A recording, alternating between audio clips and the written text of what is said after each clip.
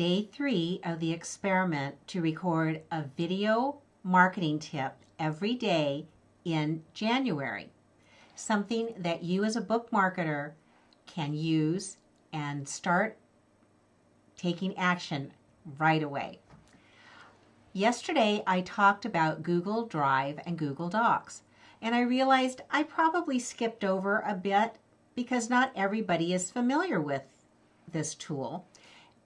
So I wanted to go back and show you just how to get Google Drive on your desktop. I'm going to go through the Mac version, and if you need help with the PC, you'll have to turn to Google for that. Anyway, here we are at Google Drive, and you can get there by going to google.com/drive/download. That'll bring you to this page. And as you can see, you can access and sync your files anywhere. There's both a personal and a business version. I'll recommend that you do the personal version. The business version is a paid version, but for most everything that you need, the free one's going to work just fine. And if you're just getting started, start here. Now you can see you can also get Google Drive on your phone or tablet, and I do recommend doing that. And you can see here you've got it both on the Android platform and on the Mac OS. So to download, you just click here, and then it will ask you to agree, and then you can agree and download. So we're going to go ahead and do that, and I'm going to tell it to download to my desktop because that's an easy place for me to see it and get to it. So I'm going to go ahead and say save, and then once that's done, if you are on a Mac, the simplest thing to do is to say show in Finder. Now you can see I did it twice because there's two of the same file, but that's not to worry. We're going to go ahead and click on the one that I loaded earlier. So I'm double clicking that, and all I have to do is click and drag that into my applications folder. And we're going to go to the applications folder where we can see the Google Drive app. I'm going to double click it to open it, and then it's going to say, am I sure I want to load this because I downloaded it from the internet. Now, unless you trust where something is coming from, don't install it.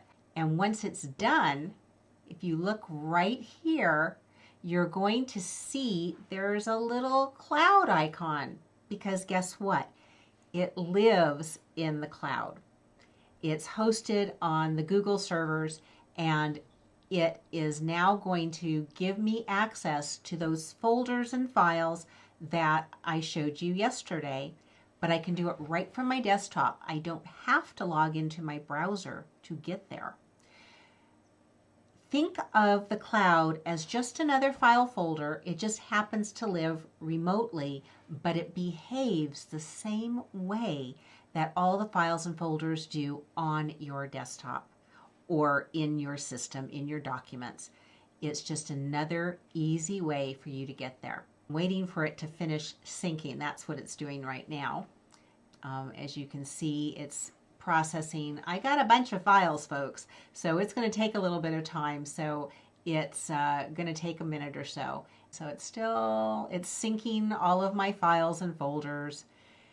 I clicked on the Google Drive icon that will take me right to my Google Drive on the internet. And you can see here, I've used 14 gigs out of 15 gigs. I have a lot of stuff in there.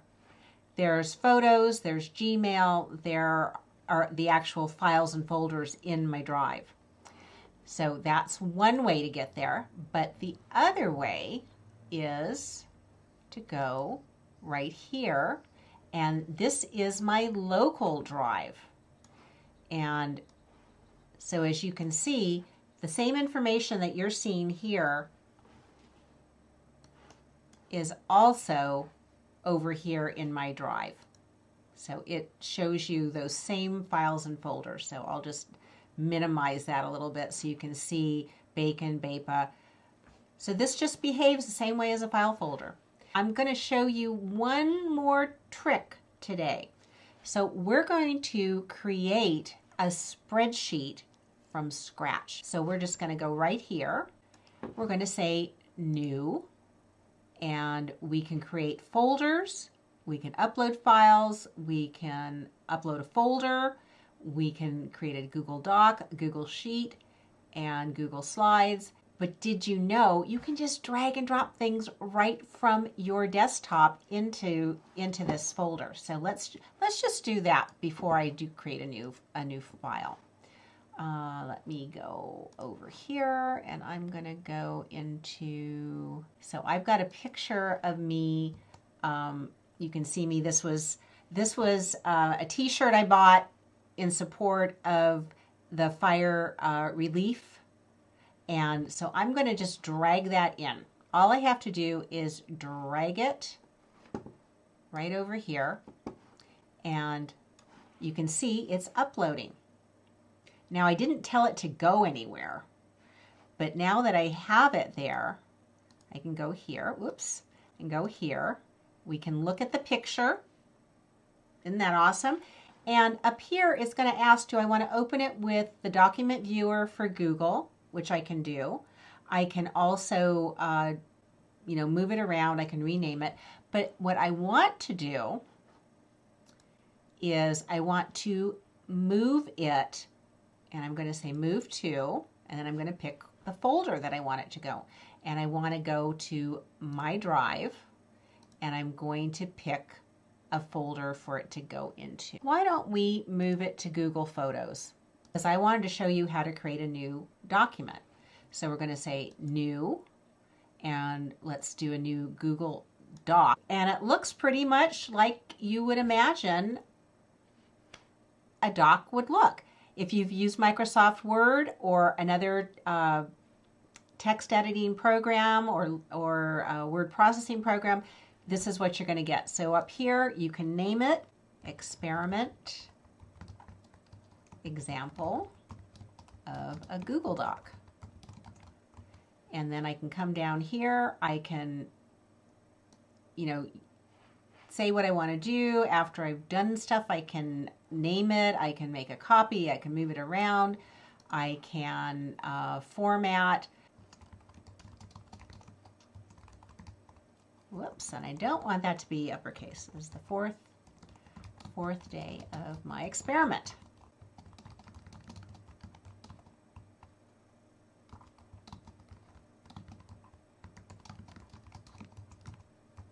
I wanted to share this with you. If I have your email address, all I have to do is put it in there. And not only that, I can make it private just for me, so I don't want anybody to see it. I can say I don't want other people changing the doc. I can make it so that people can't download it or add comments. So you get to pick. And you also get to pick how you're going to share it. You can use Gmail, Google+, Facebook, Twitter, or you can just copy the link and put it in whatever mail program you use on a regular basis. Did you know, not only can you create docs, but if I want to go back in here later and make some changes, I can. So I can highlight, I can do just about anything I want. So right now I can change the color of my text. I could add a highlight to it. I can change the size. There's more tools. You can make lists. You can make an indents. You can move your text around. So have some fun with that. We want to create a spreadsheet.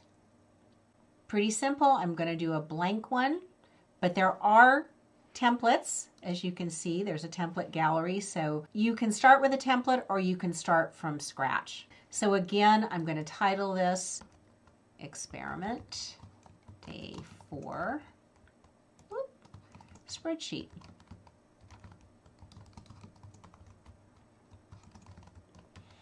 each of these cells can contain information. Now you can also change the size of them. Let's call this marketing actions, and we'll put a date and purpose, completion criteria, and owner and status. Okay, so I'm going to just slide that over there, and okay. So if these are my headers, I'm probably going to want those to be a little bit bigger and bolder, and I'm going to make them bigger. I happen to like not only having those cells there, but I like to put a border on them, so I'm going to do that. And I can change the border color, I can change the width of it. For right now, let's just leave that. Well, why don't I just show you? So I just changed the color of my borders to that. And so a marketing action would be write a blog post. And I'll put in today's date.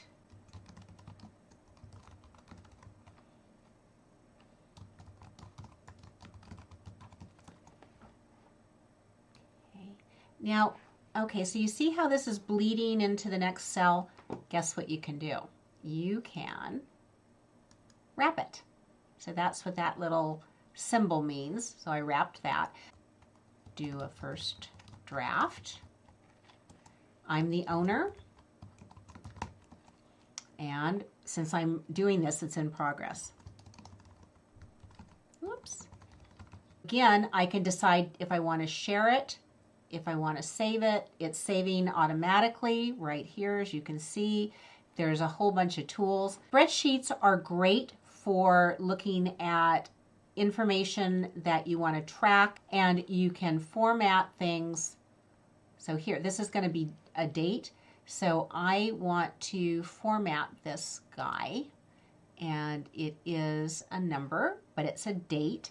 And I can say what kind of date, how I want it to show up. And there are more formats for other date and time formulas, but it is a date, so I'm just going to grab that. Say you had money, maybe you want to track your sales. Spreadsheet's a good place to do that. If you're reaching out to other authors, if you're reaching out for speaking engagements, Spreadsheet's a great place to track this. So that's my tip. Well, several tips for today. And this is Judy Baker from Book Marketing Mentor. We help you plan, engage, launch, and sell your books. Visit us at bookmarketingmentor.com for more free tips and resources that will help you on your author-publisher journey.